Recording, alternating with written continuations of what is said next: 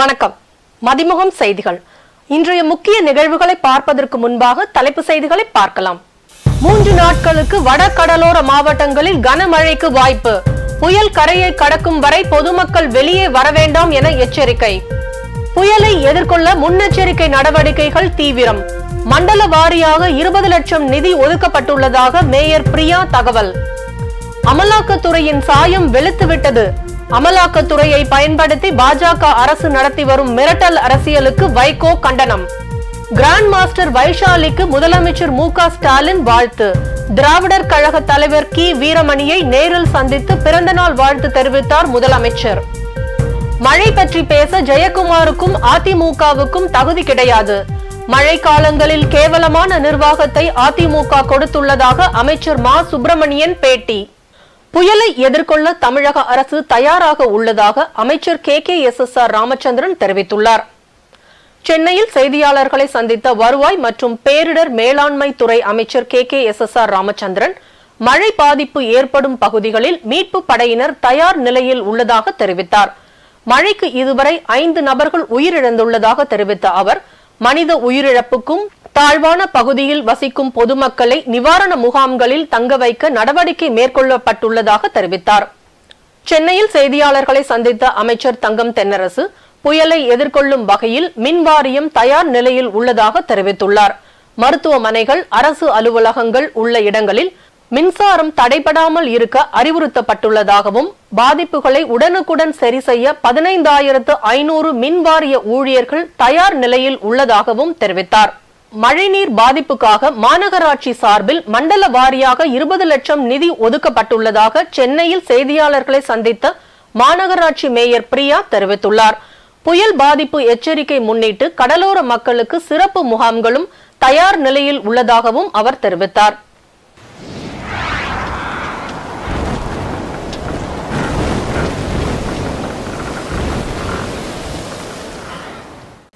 Michaung புயல் 5ஆம் தேதி கரையை கடக்கக்கூடும் என்பதால் அடுத்து வரும் 3 நாட்களுக்கு வட தமிழகம் மாவட்டங்களில் மழைக்கு வாய்ப்புள்ளதாக வானிலை ஆய்வு மையம் தெரிவித்துள்ளது. தமிழகத்தில் வடகிழக்கு பருவமழை தீவிரமடைந்துள்ள நிலையில் பல்வேறு மாவட்டங்களில் கனமழை பெய்து வருகிறது. சென்னையில் கோடம்பாக்கம், மாதாவரம், வடபழனி, GST சாலை, அண்ணா சாலை, காமராஜர் சாலை, OMR, பூந்தமல்லி, அம்பத்தூர் ஆகிய இடங்களில் மழை பெய்து வருகிறது. புயல் கரையை கடந்து விட்டதாக அதிகாரப்பூர்வ அறிவிப்பு வரும் வரை பொதுமக்கள் வெளியே வர வேண்டாம் என சென்னை காவல்துறை அறிவுறுத்தியுள்ளது. மேலும் சமூக வலைதளங்களில் புயல் தொடர்பாக பரவும் வதந்திகளை நம்ப வேண்டாம் எனவும், பொதுமக்கள் கடற்கரைக்கு செல்ல வேண்டாம் எனவும் காவல்துறை அறிவுறுத்தியுள்ளது. சென்னையில் அடுக்குமாடி கட்டடங்கள் கட்டும் பணி உள்ளிட்ட அனைத்து கட்டுமான பணிகளையும் நிறுத்தி வைக்குமாறு சென்னை மாநகராட்சி வேண்டுகோள் விடுத்துள்ளது. நாகப்பட்டினம், மயிலாடுதுறை, திருவாரூர், விருதுநகர், தூத்துக்குடி, திருநெல்வேலி, கன்னியாகுமரி, புதுச்சேரியின் காரைக்கால் ஆகிய மாவட்டங்களில் பெய்த மழையால் சாலைகளில் வெள்ளப்பெருக்கு ஏற்பட்டது. புயல் எச்சரிக்கை காரணமாக வரும் 4ஆம் தேதி புதுச்சேரி மற்றும் திருவள்ளூர், காஞ்சிபுரம், செங்கல்பட்டு மாவட்டத்தில் உள்ள பள்ளி கல்லூரிகளுக்கு விடுமுறை அறிவிக்கப்பட்டுள்ளது. புதுச்சேரி தொழில்நுட்ப பல்கலைக்கழகத்திற்கு 4ஆம் தேதி விடுமுறை அறிவித்துள்ளது. மிக்ஜாம் புயல் எதிரொலியாக 142 ரயில்கள் ரத்து செய்யப்பட்டுள்ளது. மிக்ஜாம் புயலை எதிர்கொள்ள முன்னெச்சரிக்கை நடவடிக்கையாக 50 பேர் கொண்ட தேசிய பேரிடர் மீட்பு குழுவினர் காஞ்சிபுரம் மாவட்டத்திற்கு விரைந்துள்ளனர். இந்நிலையில் சென்னையில் செய்தியாளர்களை சந்தித்த வானிலை ஆய்வு மையத்தின் தென் மண்டல தலைவர் பாலச்சந்திரன், தென்மேற்கு வங்கக்கடல் பகுதியில் நிலவும் காற்றழுத்த தாழ்வு மண்டலம் ஆழ்ந்த காற்றழுத்த தாழ்வு மண்டலமாக வலுப்பெற்ற நிலையில் 5ஆம் தேதி முற்பகலில் புயலாக கரையை கடக்கக்கூடும் என தெரிவித்தார். இதன் காரணமாக அடுத்து வரும் 3 நாட்களுக்கு வட தமிழகம் மாவட்டங்களில் மழைக்கு வாய்ப்பு உள்ளதாகவும் அவர் தெரிவித்தார். நாளை திருவள்ளூர், கடலூர், கடலோர மாவட்டங்களில் கனமழை பெய்ய வாய்ப்புள்ளதாகவும், 4ஆம் தேதி சென்னை, திருவள்ளூர், காஞ்சிபுரம், வேலூர், திருப்பத்தூர், ராணிப்பேட்டை ஒரு சில இடங்களில் மிக கனமழை பெய்ய வாய்ப்புள்ளதாகவும் அவர் தெரிவித்தார். லஞ்சம் பெற்ற புகாரில் கைது செய்யப்பட்ட அமலாக்கத்துறை அதிகாரி அங்கித் திவாரி வழக்கின் முதல் தகவல் அறிக்கை வெளியாகியுள்ளது. திண்டுக்கல்லில் மருத்துவர் ஒருவரிடம் வழக்கை முடித்து தருவதாக கூறி 20 லட்சம் லஞ்சம் பெற்ற அமலாக்கத்துறை அதிகாரி அங்கித் திவாரியை லஞ்ச ஒழிப்பு காவல்துறை அதிரடியாக கைது செய்தனர். இதையடுத்து அங்கித் திவாரியிடம் பல மணி நேரம் விசாரணை நடத்திய லஞ்ச ஒழிப்புத்துறை அதிகாரிகள் அவரை திண்டுக்கல் குற்றவியல் நடுவர் நீதிமன்றத்தில் ஆஜர்படுத்தி சிறையில் அடைத்தனர். இந்நிலையில் வழக்கில் தமிழக லஞ்ச ஒழிப்புத்துறை சார்பில் பதிவு செய்யப்பட்ட முதல் தகவல் அறிக்கை வெளியாகியுள்ளது.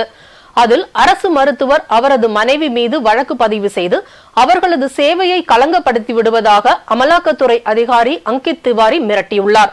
மேலும் லஞ்சம் தராவிட்டால் கடும் விளைவுகளை சந்திக்க நேரிடும் என்று அரசு மருத்துவரை மிரட்டியுள்ளார். உயர் அதிகாரிகளுக்கும் லஞ்ச பணத்தில் பங்கு தர வேண்டும் என கூறி திண்டுக்கல் மருத்துவரை அங்கித் திவாரி மிரட்டியுள்ளார். இதற்கிடையே லஞ்சம் வாங்கிய அமலாக்கத்துறை அதிகாரி கைது செய்யப்பட்டதில் எந்த தவறும் இல்லை என்று அதிமுக பொதுச் செயலாளர் எடப்பாடி பழனிசாமி தெரிவித்துள்ளார். ஒன்றிய அரசின் பெயரை சொல்லி விசாரணை அமைப்புகளின் இடைத்தரகர்கள் கடந்த 3 மாதமாக மிரட்டியதாக சபாநாயகர் அப்பாவு குற்றம் சாட்டியுள்ளார்.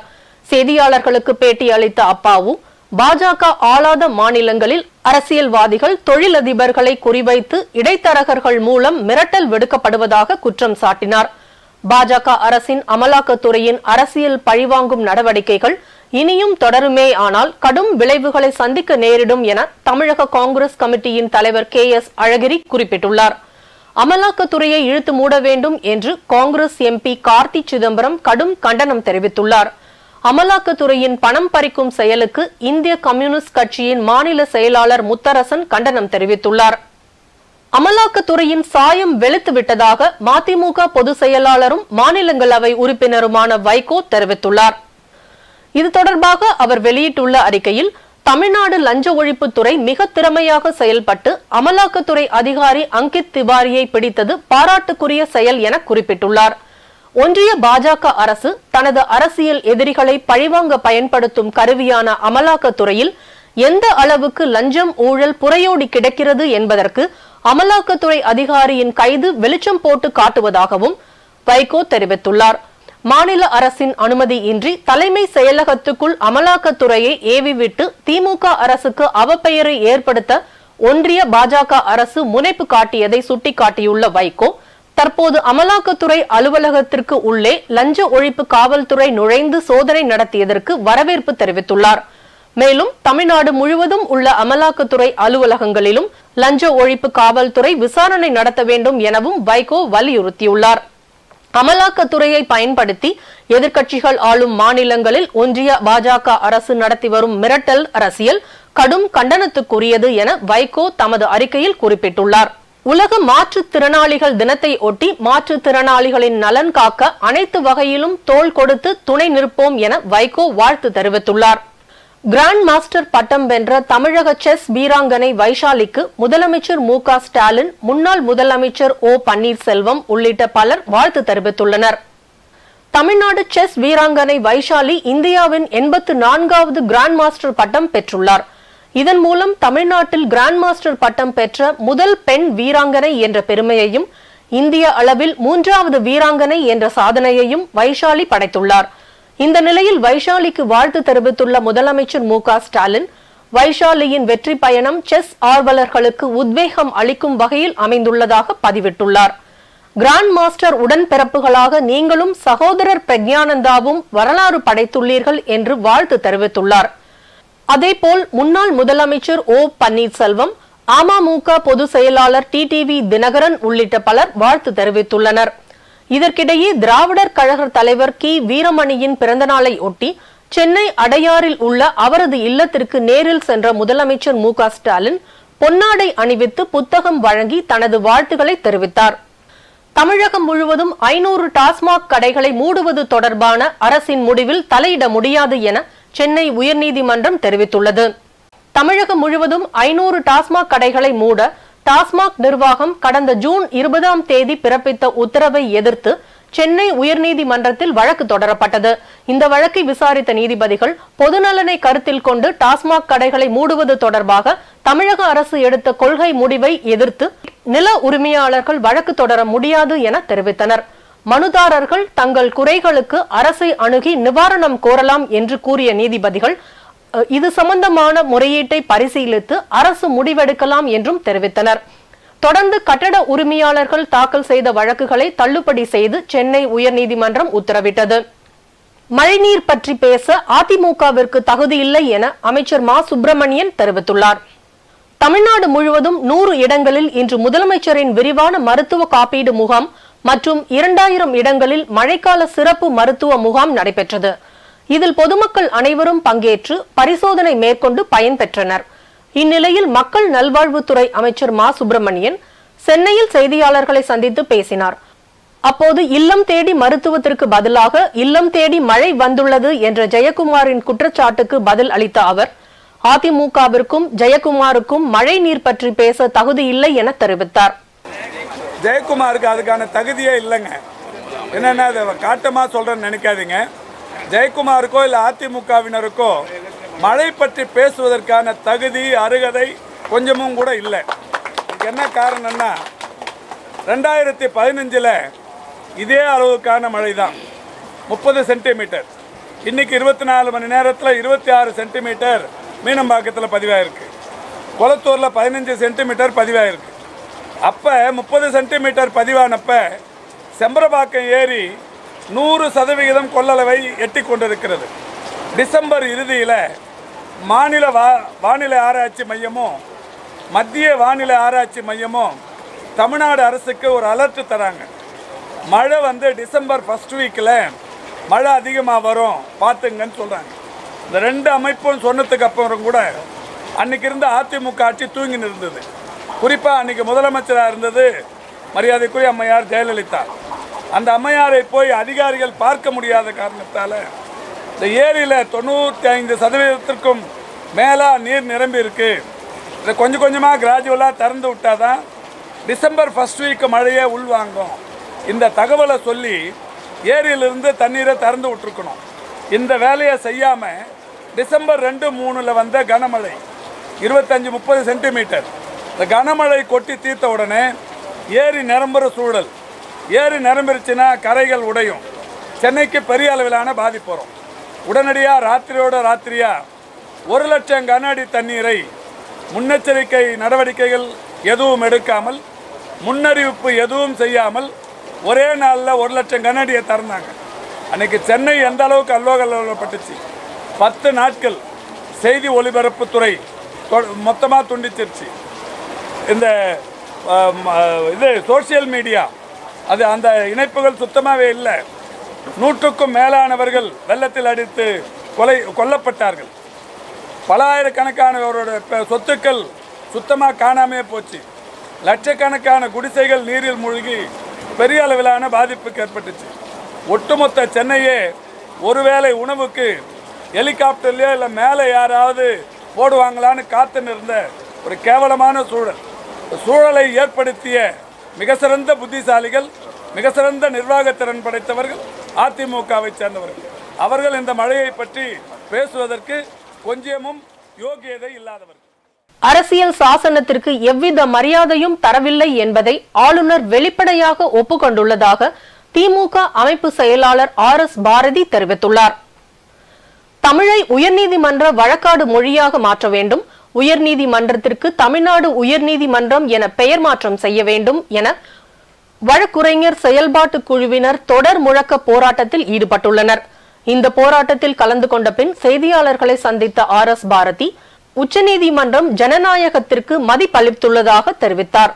போராட்டத்தில் கலந்து கொண்டு பேசிய மதிமுக மாநில பொருளாளர் செந்தில் அதிபன், சென்னை உயர்நீதிமன்றத்தில் தமிழை வழக்காடு மொழியாக்க வேண்டும் என வலியுறுத்தி பேசினார்.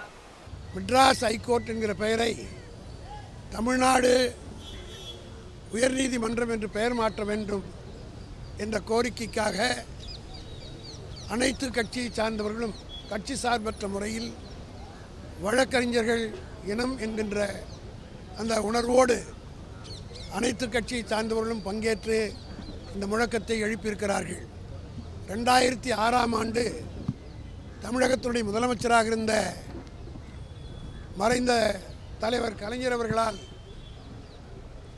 தமிழை உயர்நீதிமன்றத்தினுடைய வழக்காடு மொழியாக மாற்றிட வேண்டும் என்று தீர்மானம் இயற்றி உயர்நீதிமன்றத்தினுடைய ஒப்புதலோடு அனுப்பப்பட்டு ஏறத்தாழ 18 ஆண்டுகளுக்கு மேலாகியும் இன்னும் அது நிறைவேறாத ஒரு கனவாக இருக்கிறது. மீண்டும் 2021 ஆட்சிக்கு வந்த இன்றைய முதலமைச்சர் மாண்புமிகு தளபதி அவர்கள் சட்டமன்றத்திலே ஒருமனதாக தீர்மானத்தை நிறைவேற்றி ஒன்றிய அரசுக்கு அனுப்பி உச்சநீதிமன்றத்தினுடைய தலைமை நீதிபதி மதுரைக்கு வந்தபோது அவரிடத்தில் நேரடியாக கோரிக்கை வைத்தும் இதை பாராமுகமாக ஒன்றிய அரசும் இருப்பதற்கு என்ன காரணம் என்பதை புரியாமல் அதை உணர்த்த வேண்டும் என்பதற்காக வழக்கறிஞர்கள் இன்றைக்கு சென்னை உயர்நீதிமன்றத்திற்கு முன்னால் அவருடைய நுழைவாயிலே ஆர்ப்பாட்டம் நடத்தியிருக்கின்றார்கள். நீட் விலக்கு எனும் நம் இலக்கை நிச்சயம் வென்றெடுப்போம் என அமைச்சர் உதயநிதி ஸ்டாலின் தெரிவித்துள்ளார். இது தொடர்பாக இளைஞர் நலன் மற்றும் விளையாட்டு மேம்பாட்டுத்துறை அமைச்சர் உதயநிதி ஸ்டாலின் தனது எக்ஸ் பக்கத்தில் வெளியிட்டுள்ள பதிவில், நீலகிரி மாவட்டத்தில் நீட்டுக்கு எதிராக பெறப்பட்ட 30,000க்கும் அதிகமான கையெழுத்துக்களை கொண்ட அஞ்சல் அட்டைகளை நீலகிரி மாவட்ட திமுக இளைஞர் அணி செயல் வீரர்கள் கூட்டத்தின் போது பெற்றுக்கொண்டதாகவும், நீட் விலக்கு எனும் நம் இலக்கை நிச்சயம் வென்றெடுப்போம் எனவும் குறிப்பிட்டுள்ளார். ஆதித்யா L1 விண்கலத்தின் சோலார் ஸ்பெக்ட்ரோமீட்டர் என்ற கருவி செயல்பட தொடங்கியுள்ளதாக இஸ்ரோ தகவல் தெரிவித்துள்ளது. சூரியனை ஆய்வு செய்வதற்காக ஆதித்யா L1 என்ற விண்கலத்தை இஸ்ரோ கடந்த செப்டம்பர் 2ஆம் தேதி வெற்றிகரமாக விண்ணில் செலுத்தியது. இந்த விண்கலமானது 125 நாட்கள் பயணம் செய்து 15 லட்சம் கிலோமீட்டர் தொலைவில் உள்ள லெக்ராஞ்சியன் புள்ளி 1ஐ சென்றடையும் என்றும், அங்கிருந்து சூரியனை ஆய்வு செய்யும் பணியில் விண்கலம் ஈடுபடும் என்றும் இஸ்ரோ தகவல் தெரிவித்திருந்தது. இதற்கிடையில் ஆதித்யா L1 விண்கலம் வரும் ஜனவரி 7ஆம் தேதி லெக்ராஞ்சியன் புள்ளியை சுற்றி நிலைநிறுத்தப்படும் என்று சமீபத்தில் இஸ்ரோ தலைவர் சோம்நாத் தெரிவித்திருந்தார். இந்த நிலையில் சோலார் விண்ட் அயன் ஸ்பெக்ட்ரோமீட்டர் என்ற கருவி தற்போது செயல்பட தொடங்கியுள்ளதாகவும் இஸ்ரோ தெரிவித்துள்ளது. மேலும் ஆதித்யா சூரிய காற்று துகள் கருவியில் புரோட்டான், ஆல்பா துகள்களில் உள்ள எண்ணிக்கை மாறுபாடு கண்டறியப்பட்டுள்ளதாகவும் தெரிவிக்கப்பட்டுள்ளது. சென்னையில் காதலியை கொன்று வாட்ஸ்அப் ஸ்டேட்டஸ் வைத்த கொடூர காதலனை காவல்துறையினர் கைது செய்தனர். கேரள மாநிலம் கொல்லம் மாவட்டத்தை சேர்ந்த பௌசியா என்ற இளம்பெண் சென்னை குரோம்பேட்டையில் உள்ள கல்லூரி ஒன்றில் 2ஆம் ஆண்டு நர்சிங் படித்து வந்தார். குரோம்பேட்டையில் உள்ள பெண்கள் விடுதியில் தங்கியிருந்த இவரும் கேரளாவை சேர்ந்த ஆசிக் என்பவரும் கடந்த சில ஆண்டுகளாக காதலித்துள்ளனர். இந்நிலையில் குரோம்பேட்டை விடுதியில் இருவரும் அறை எடுத்து தங்கியிருந்த போது இருவருக்கும் இடையே ஏற்பட்ட தகராறில் ஆத்திரமடைந்த ஆசிக் காதலி பௌசியாவை கொலை செய்துள்ளார். பின்னர் அதை போட்டோ எடுத்து தனது வாட்ஸ்அப்பில் ஸ்டேட்டஸாக வைத்துள்ளார். இதை பார்த்த பௌசியாவின் தோழிகள் அந்த விடுதிக்கு அறைக்கு சென்று பார்த்தபோது அங்கு பௌசியா சடலமாக கிடந்ததை பார்த்து அதிர்ச்சி அடைந்து காவல் நிலையத்திற்கு தகவல் கொடுத்துள்ளனர். விரைந்து வந்த காவல்துறையினர் பௌசியாவின் உடலை கைப்பற்றி பிரேத பரிசோதனைக்காக அனுப்பி வைத்ததை தொடர்ந்து அங்கிருந்து தப்பி சென்ற ஆசிக்கை கைது செய்தனர். அவரிடம் நடத்தப்பட்ட விசாரணையில் பல திடுக்கிடும் தகவல்கள் வெளியாகின. பௌசியா, ஆசிக் இருவரும் 16 வயதிலேயே திருமணம் செய்து குழந்தை பெற்றுள்ளனர். பௌசியாவின் 16 வயதில் திருமணம் நடந்ததால் போக்சோ வழக்கில் ஆசிக்கை கைது செய்து சிறையில் அடைக்கப்பட்டதை தொடர்ந்து குழந்தையை காப்பகத்திற்கு அனுப்பி வைத்தனர். சிறையில் இருந்து வெளியே வந்த ஆசிக் அடிக்கடி பௌசியாவை சந்தித்துள்ளார். இந்நிலையில் ஆசிக் வேறு சில பெண்களுடன் தொடர்பில் இருந்தது தொடர்பான புகைப்படங்களை விடுதியில் தங்கியிருந்த போது பௌசியா பார்த்ததை அடுத்து இருவருக்கும் இடையே சண்டை தீவிரமடைந்துள்ளது. அப்போது பௌசியாவை ஆசிக் தனது டி ஷர்ட்டால் கழுத்தை இறுக்கி கொலை செய்திருப்பதாக காவல்துறை தரப்பில் தெரிவிக்கப்பட்டுள்ளது. தமிழ்நாட்டில் பல்வேறு மாவட்டங்களில் முதலமைச்சரின் விரிவான மருத்துவ காப்பீட்டு திட்டத்தின் மூலம் காப்பீடு அட்டை வழங்கும் முகாம் நடைபெற்றது. திருப்பத்தூரில் பிரதம மந்திரி மக்கள் ஆரோக்கிய திட்டத்தின் மூலம் தமிழ்நாட்டில் 1.40 கோடி குடும்பங்கள் பயன்பெறும் வகையில் முதலமைச்சரின் விரிவான மருத்துவ காப்பீட்டு திட்டத்தின் மூலம் காப்பீடு அட்டை வழங்கும் முகாமை மாவட்ட ஆட்சியர் பாஸ்கர பாண்டியன் துவங்கி வைத்தார். இதனைத் தொடர்ந்து ராணிப்பேட்டை மாவட்டம் வாலாஜா, ஷோலிங்கர், அரக்கோணம், நெமிலி ஆகிய பகுதிகளில் பொதுமக்கள் பயன்படும் வகையில் முதலமைச்சரின் விரிவான மருத்துவ காப்பீட்டு திட்ட அட்டைக்கான பதிவு செய்யும் முகாம் நடைபெற்றது. இதில் கைத்தறி மற்றும் துணிநூல் துறை அமைச்சர் ஆர் காந்தி துவக்கி வைத்து புதிதாக பதிவு செய்யப்பட்ட அட்டையை பயனாளிகளுக்கு வழங்கினார். அதேபோல் அரியலூர் மாவட்டத்தில் முதலமைச்சரின் விரிவான மருத்துவ காப்பீட்டு திட்ட பயனாளிகள் பதிவு செய்யும் சிறப்பு முகாமினை மாவட்ட ஆட்சித்தலைவர் ஆனி மேரி ஸ்வர்ணா நேரில் பார்வையிட்டு ஆய்வு மேற்கொண்டார். இதனை அடுத்து கரூர் மாநகராட்சி ஆண்கள் மேல்நிலை பள்ளியில் நடைபெற்ற கலைஞர் காப்பீட்டு திட்ட அட்டை வழங்கும் முகாமை மேயர் கவிதா கணேசன் துவக்கி வைத்து பயனாளிகளுக்கு அட்டைகளை வழங்கினார். தொடர்ந்து திருவள்ளூர் மாவட்டம் மீஞ்சூர் பேரூராட்சிக்குட்பட்ட அரியன்வாயல் அரசு நடுநிலைப் பள்ளியில் தமிழ்நாடு அரசு மருத்துவம் மற்றும் மக்கள் நல்வாழ்வுத்துறை நடத்திய முதலமைச்சரின் விரிவான மருத்துவ காப்பீட்டு திட்ட பயனாளிகள் பதிவு செய்யும் சிறப்பு முகாம் நடைபெற்றது. இதனை பொன்னேரி சட்டமன்ற உறுப்பினர் துரை சந்திரசேகர் துவக்கி வைத்தார். பல்வேறு மாவட்டங்களில் நடைபெற்ற தகவல்களை களத்தில் மதிமுகம் பகுதியில் பார்க்கலாம்.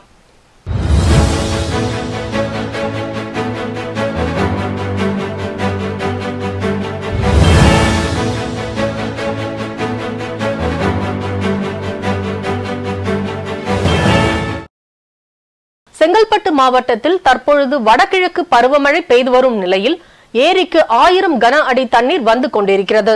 இந்த தண்ணீரை மொத்தமாக 750 கன அடி வெளியேற்றுவதால் தேசிய நெடுஞ்சாலை ஓரமாக உள்ள விவசாய நிலங்களிலும் குடியிருப்பு பகுதிகளிலும் மழைநீர் சூழ்ந்துள்ளது. இதனால் பொதுமக்கள் மிகவும் சிரமப்பட்டு வருகின்றனர். எனவே மாவட்ட நிர்வாகம் உரிய நடவடிக்கை எடுத்து குடியிருப்பு பகுதிகளுக்கு பாதிப்பு ஏற்படாமல் பாதுகாக்க வேண்டும் என அப்பகுதியினர் கோரிக்கை விடுத்தனர். திருவண்ணாமலை மாவட்டத்தில் கடந்த 6 நாட்களாக பெய்து வரும் மழையால் ஆரணி பொதுப்பணித்துறை உட்கோட்டத்தில் உள்ள 172 ஏரிகளில் ஐயம்பாளையம், குன்னத்தூர், மலையாம்பட்டு, ராட்டினமங்கலம், வடுகசாத்து, அக்கரப்பாளையம் உட்பட 33 ஏரிகள் நிரம்பியுள்ளதாகவும் இன்னும் ஓரிரு நாட்கள் தொடர் மழை பெய்தால் மேலும் 30 ஏரிகள் முழு கொள்ளளவை எட்டும் நிலையில் உள்ளதாகவும் ஆரணி உட்கட்ட பொதுப்பணித்துறை அதிகாரிகள் தெரிவித்தனர். இந்த 33 ஏரிகள் நிரம்பி உள்ளதால் சுமார் 5000 விளைநிலங்கள் பாசன வசதி பெறும் என்பதால் விவசாயிகள் மகிழ்ச்சி அடைந்துள்ளனர். தூத்துக்குடி மாவட்டம் கோவில்பட்டியில் ஜவுளி கடைக்கு துணி எடுப்பது போல் வந்த 50 வயது மதிக்கத்தக்க நபர் திடீரென்று அம்பிகாவின் கழுத்தில் அணிந்திருந்த 5 பவுண்ட் நகையை பறிக்க முயன்றார். சுதாரித்துக் கொண்ட அவர் நகையை பறிக்க விடாமல் தடுத்து கூச்சலிட்டதை தொடர்ந்து அருகில் இருந்தவர்கள் ஓடி வந்து அந்த நபரை மடக்கி பிடித்து காவல்துறையினருக்கு தகவல் தெரிவித்தனர். சம்பவ இடத்திற்கு சென்ற காவல்துறையினர் அந்த நபரை பிடித்து விசாரணை மேற்கொண்டு வருகின்றனர். ஜவுளி கடையில் புகுந்து பெண்ணிடம் நகை பறிக்க முயன்ற சம்பவம் அப்பகுதியில் பரபரப்பை ஏற்படுத்தியது. ஐக்கிய நாடுகள் அமைப்பு 2023ஆம் ஆண்டை சர்வதேச சிறுதானிய ஆண்டாக அறிவிக்கப்பட்டதை தொடர்ந்து சிறுதானியங்களின் முக்கியத்துவம் குறித்து பொதுமக்களாகிய நுகர்வோரிடையே விழிப்புணர்வை ஏற்படுத்த பல்வேறு நடவடிக்கைகள் மேற்கொள்ளப்பட்டு வருகிறது. அந்த வகையில் நாமக்கல் நகராட்சி அரசினர் மேல்நிலைப் பள்ளியில் நடைபெற்ற சிறுதானிய உணர்வு திருவிழாவை மாவட்ட ஆட்சியர் உமா துவங்கி வைத்தார். இதில் கம்பு, சோளம், திணை, குதிரைவாளி உள்ளிட்ட சிறுதானிய உணவுகள் வைக்கப்பட்டிருந்தன. வேலூர் மாவட்டம் சத்துவாச்சாரியில் அரசு ஊழியர்கள், ஆசிரியர்கள் புதிய ஓய்வூதிய திட்ட ஒழிப்பு இயக்கத்தின் சார்பில் உண்ணாவிரத போராட்டம் நடைபெற்றது. இதில் புதிய ஓய்வூதிய திட்டத்தை ரத்து செய்து பழைய ஓய்வூதிய திட்டத்தை மீண்டும் நடைமுறைப்படுத்த கோரி அரசு ஊழியர்கள், ஆசிரியர்கள் ஆர்ப்பாட்டத்தில் ஈடுபட்டனர். 1/4/2003 ஒழிக்கப்பட்டது திரும்ப கொண்டு வரணும்னு மிக போராடிட்டு இருக்கோம். ஆனா கவர்மெண்ட் செய்தி கொடுத்து கேட்கவே மாட்டேன்றாங்க. இந்த சிபிஎஸ் திட்டத்துல பல குடும்பங்கள் அழிஞ்சதுதான் உண்மை. மேலும் மேலும் அழிந்து கொண்டே இருக்கிறார்கள். நாங்கள் அவர்கள் படுகின்ற கஷ்டங்கள் எல்லாம் பார்க்க மிகவும் கடினமாக இருக்குது. அதை ஏற்றுக்கொள்ள முடியாத அளவுக்கு அவர்களுடைய கொடுமைகளும் அவருடைய வாழ்க்கையும் மாறிக்கொண்டிருக்கிறது. ஆனால் இந்த பட்டினி போராட்டம் முக்கியமாக இந்த சிபிஎஸ் திட்டத்தை ஒழித்துவிட்டு மீண்டும் அந்த ஓல்டு பென்ஷன் ஸ்கீமை கொண்டு வரணும் அப்படின்றதுதான் எங்களுடைய நோக்கம். அதற்கான போராட்டங்கள் நாங்கள் தொடர்ந்து செஞ்சுட்டே இருக்கோம். இந்த போராட்டமான சிபிஎஸ் ஒழிப்பு இயக்கத்தின் சார்பாக நடந்து கொண்டிருக்கிறது. இதுல நாங்க முன்னாடி என்ன செஞ்சிட்டு இருக்கோம்னா, இதுக்கு முன்னாடி ஒரு 60 போராட்டங்களை நாங்க நிகழ்த்திட்டோம். இதுக்கப்புறம் இந்த மாச கடைசியில ஒரு மறியல் போராட்டம் இருக்கிறது. அதுக்கு அடுத்த வருஷம் ஜனவரி மாசம் தமிழகம் முழுக்க சீல் 2 நாள் சீல் எடுக்கிற மாதிரி அரசு எடுக்கிற மாதிரி நாங்க பிளான் வச்சிருக்கோம். திருப்பத்தூர் மாவட்டம் ஆம்பூர் பகுதியில் ராஜேந்திரன் என்பவருக்கு சொந்தமான நிலத்தில் 2 காட்டு யானைகள் புகுந்து அங்குள்ள நெற்பயிர்களையும் அருகில் இருந்த குடிசையையும் சேதப்படுத்தியுள்ளது. மேலும் அதே கிராமத்தை சேர்ந்த ரவிச்சந்திரன் என்பவருக்கு சொந்தமான வாழை மற்றும் தென்னை மரங்களை சேதப்படுத்தி உள்ளது. இதனால் அப்பகுதி விவசாயிகள் வனத்துறையினர் யானைகள் ஊருக்குள் வராமல் இருக்கவும் பயிர்களை சேதப்படுத்தாமல் பாதுகாப்பு வழங்குமாறு கோரிக்கை விடுத்துள்ளனர். நாங்கள் பயிர் பண்ண ராத்திரி 2 யானை மெச்சிச்சு கொட்டாயம் இல்லை. எங்கள் வீட்டுக்காரர் படுத்துன்னு இருந்தாங்க சார். அந்த ராத்திரி 2 பெட்டுக்கு வரல. அரசாங்கம் பார்த்து எங்களுக்கு உதவி பண்ணுங்க சார். எங்களுக்கு அதுதான் எங்களுக்கு அரசாங்கம் பார்த்து எங்களுக்கு யானை வராத அளவுக்கு தடுத்துங்க சார். அதனால நாங்கள் ரொம்ப நஷ்டப்பட்டுக்கிறோங்க. 15,000 ரூபாய் நாங்கள் செலவு பண்ணுங்க சார். நாங்கள் 15,000 ரூபாய் ஒரு ஏக்கரா பயிர் நட்டுங்க, நெல் பயிர் நட்டுங்க சார். நம்ம 15,000 நாங்கள் நஷ்டப்பட்டுக்கிறோங்க. எங்களுக்கு எந்த வழியில் யாரும் சம்பாதிச்சு கொடுக்குறவங்களே எனக்கு பசங்க சார். அதுதான் நான் மெயினாக கேட்குறேங்க சார். உங்களை கிஞ்சி கேட்குறேங்க சார். அது கொஞ்சம் சொல்லுங்க சார், எதனா உதவி பண்ணுங்க சார். ஃபாரஸ்ட்டும் அதிகாரி கவர்மெண்ட் அதிகாரி கொஞ்சம் எங்களுக்கு உதவி பண்ணுங்க சார். இலங்கையின் கொழும்பு மாகாணத்தில் உள்ள பள்ளியில் அரசு சார்பில் நடைபெற்ற விழாவில் வழக்குரைஞர் திரு கண்ணன் சிறப்பு விருந்தினராக கலந்து கொண்டு உரையாற்றினார். இலங்கையின் முன்னாள் அதிபர் பிரேமதாசா மகனும் பாராளுமன்ற உறுப்பினரும் எதிர்க்கட்சி தலைவரும் இலங்கையின் வருங்கால அதிபருமான திரு சஜித் பிரேமதாசா அவர்கள் விடுத்திருந்த அழைப்பை ஏற்று கொழும்பு மாகாணத்தில் இருக்கும் அரசு பள்ளி விழாவில் சிறப்பு விருந்தினராக வழக்கறிஞர் திரு கண்ணன் அவர்கள் பங்கேற்று சிறப்புரை ஆற்றினார்.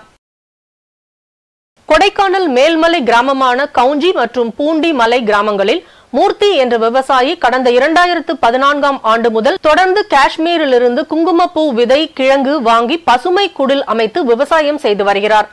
9 ஆண்டு கால முயற்சியில் தற்பொழுது தனது 1 ஏக்கர் நிலத்தில் குங்குமப்பூ சாகுபடி செய்து சாதனை படைத்துள்ளார். இதுகுறித்து மூர்த்தி கூறும் பொழுது, இந்திய வேளாண் ஆராய்ச்சி நிலையத்தில் இதற்கான பயிற்சி மற்றும் அறிவுரைகளின்படி தனது முயற்சியை தொடர்ந்ததாகவும் தெரிவித்தார். தமிழகத்தில் வடகிழக்கு பருவமழை தொடர்ச்சியாக காஞ்சிபுரம், புதுவை ஆகிய 2 பகுதிகளில் கனமழை பெய்யும் என எச்சரிக்கை விடுக்கப்பட்டுள்ளது. இந்நிலையில் ராணிப்பேட்டை மாவட்டம் அரக்கோணம் பகுதியில் செயல்பட்டு வரும் தேசிய பேரிடர் மீட்பு படை பிரிவின் துணை கமாண்டர் சுதாகர் தலைமையில் 25 பேர் கொண்ட 4 குழுக்கள் காஞ்சிபுரம், புதுச்சேரி, காரைக்கால் ஆகிய பகுதிகளுக்கு நவீன கருவிகள் மற்றும் ஆயுதங்களுடன் விரைந்தனர். கோவை மாவட்டம் புதூர் பகுதியில் இயங்கி வரும் ஸ்ரீ கிருஷ்ணா ஆதித்யா கல்லூரியில் கலை மற்றும் அறிவியல் துறையில் தேர்ச்சியடைந்த மாணவ மாணவியர்களுக்கான பட்டமளிப்பு விழா நடைபெற்றது. இந்த நிகழ்வில் ஸ்ரீ கிருஷ்ணா கல்வி நிறுவனங்களின் தலைவர் மலர்விழி மற்றும் கல்லூரியின் அறங்காவலர் ஆதித்யா தலைமை வகித்தனர். ஈரோடு மாவட்டம் கோபிச்செட்டிப்பாளையம் அருகே கடந்த சில தினங்களுக்கு முன் கோழி திருடியதாக பட்டியலின இளைஞர்களான நவீன்குமார், கிருபாகரன் ஆகிய 2 மீது 20க்கும் மேற்பட்டோர் தாக்குதல் நடத்தியதில் படுகாயமடைந்த இளைஞர்கள் 2 அரசு மருத்துவமனையில் சிகிச்சை பெற்று வருகின்றனர். இந்நிலையில் மாநில ஆணைய தலைவர், சென்னை உயர்நீதிமன்ற முன்னாள் நீதிபதி சிவகுமார், துணைத் தலைவர் புனிதா பாண்டியன் மற்றும் ஆணையத்தின் உறுப்பினர்கள் இளஞ்செழியன், ரேகா, பிரியதர்ஷினி ஆகியோர் நேரில் சென்று விசாரணை நடத்தி வருகின்றனர். சென்னை தேனாம்பேட்டையில் உள்ள ஹயாத் ரெஜென்சி நட்சத்திர விடுதியில் கிறிஸ்துமஸ் பெருவிழாவை முன்னிட்டு புத்தகங்களால் வடிவமைக்கப்பட்ட 26 அடி உயர கிறிஸ்துமஸ் மரம் பொதுமக்கள் பார்வைக்காக வைக்கப்பட்டது. பொதுமக்கள், சிறுவர்கள் என ஏராளமானோர் திரளாக கலந்து கொண்டு இந்த கிறிஸ்துமஸ் மரத்தை கண்டு மகிழ்ந்தனர். இதுகுறித்து செய்தியாளர்களிடம் பேசிய ஹயாத் ரெஜென்சி நட்சத்திர விடுதியின் பொது மேலாளர் ரூபன் தாஸ், வாசிக்கும் திறனை மேம்படுத்தும் நோக்கில் சென்னை எழும்பூரில் உள்ள பிரசிடென்சி மகளிர் பள்ளியின் இந்த புத்தகத்தை இலவசமாக வழங்கப்பட உள்ளதாக தெரிவித்தார். ஹயாத் ரெஜென்சி எங்களை ஒரு மாதம் முன்பு அணுகினாங்க. என்ன அப்படின்னு சொன்னா, இந்த புத்தகங்களை ஒரு கிறிஸ்மஸ் ட்ரீ போல அமைத்து அதற்கு பிறகு இதை எங்களுடைய பள்ளியின் நூலகத்திற்கு அவர்கள் நன்கொடையாக தருவதாக சொன்னார்கள். நான் கூட அது ஏதோ சின்ன அளவில் இருக்கும் அப்படின்னு தான் நினச்சிட்டு ரொம்ப சந்தோஷமாக, குழந்தைகளுக்கு ஒரு நாலேஜ் ஆஃப் விஸ்டம் அது கிடைக்க போகுது, அதனால் ரொம்ப ஹாப்பியாக வி அக்செப்டட். அண்ட் இன்றைக்கி இதை பார்க்கும் பொழுது தான் இவ்வளவு பிரம்மாண்டமாக இத்தனை அழகான வெரைட்டி ஆஃப் புக்ஸ், அந்த குவாலிட்டி ஆஃப் புக்ஸ் பார்த்திங்கன்னா இன்னும் பார்க்குறதுக்கே நமக்கு இன்னும் டைம் வேணும்னு நினைக்கிறேன். இதை தொண்டுள்ளத்தோடு கொடுத்த அத்தனை சென்னை மக்களுக்கும் எங்களுடைய மனமார்ந்த நன்றிகள். இதை செயல்படுத்திய ஹயாத் ரீஜென்சிக்கு எங்களுடைய மனமார்ந்த நன்றிகள். இன்றைய தங்கம் வெள்ளி விலை வழங்குவோர் அட்டிகா கோல்ட் கம்பெனி. சென்னையில் 22 கேரட் ஆபரண தங்கத்தின் விலை கிராமுக்கு 65 ரூபாய் உயர்ந்து 5,915 ரூபாய்க்கு விற்பனை செய்யப்படுகிறது. மேலும் 1 சவரன் ஆபரண தங்கத்தின் விலை 520 ரூபாய் உயர்ந்து 47,320 ரூபாய்க்கு விற்பனை செய்யப்படுகிறது. அதேபோல் வெள்ளியின் விலையும் கிராமுக்கு 1 ரூபாய் உயர்ந்து 1 கிராம் வெள்ளி 83 ரூபாய் 50 காசுகளுக்கும் 1 கிலோ வெள்ளி 83,500 ரூபாய்க்கும் விற்பனை செய்யப்படுகிறது. ஹமாஸ் ஆயுத குழுவினரின் தலைவர்களை உலகில் எங்கு இருந்தாலும் தேடி பிடித்து கொல்லுமாறு தங்கள் நாட்டின் உளவு அமைப்பான மொசாட்டிற்கு இஸ்ரேல் பிரதமர் உத்தரவிட்டுள்ளார். கடந்த 7 நாட்களாக அமலில் இருந்த தற்காலிக போர் நிறுத்தத்தின் பயனாக ஹமாஸ் வசமிருந்த பணைய கைதிகளில் 105 பேர் விடுதலை செய்யப்பட்டுள்ளனர். இதனிடையே தற்காலிக போர் நிறுத்தம் நிறைவடைந்த நிலையில் போர் மீண்டும் தொடங்கியுள்ளது. இஸ்ரேல் மீது ஹமாஸ் ஆயுத குழுவினர் ராக்கெட் தாக்குதல் நடத்தி வருகின்றனர். அதேவேளை காசா முனை மீது இஸ்ரேல் வான்வழி தாக்குதல் நடத்தி வருகிறது. மேலும் காசாவில் உள்ள இஸ்ரேல் படையினர் தரைவழி தாக்குதலையும் தீவிரப்படுத்தி வருகின்றனர். இந்நிலையில் இஸ்ரேல் மீது அக்டோபர் 7ஆம் தேதி பயங்கரவாத தாக்குதல் நடத்திய ஹமாஸ் ஆயுத குழுவினரின் தலைவர்களை காசா முனை மட்டுமின்றி உலகில் எங்கு இருந்தாலும் தேடி பிடித்து கொல்லுமாறு தங்கள் நாட்டின் உளவு அமைப்பான மொசாட்டிற்கு இஸ்ரேல் பிரதமர் பெஞ்சமின் நெத்தன்யாகு உத்தரவிட்டுள்ளார். இந்த உத்தரவை அடுத்து ஹமாஸ் தலைவர்களை கண்டுபிடிப்பதற்கான திட்டங்களை இஸ்ரேல் உளவுத்துறை மொசாட் தீட்டி வருகிறது.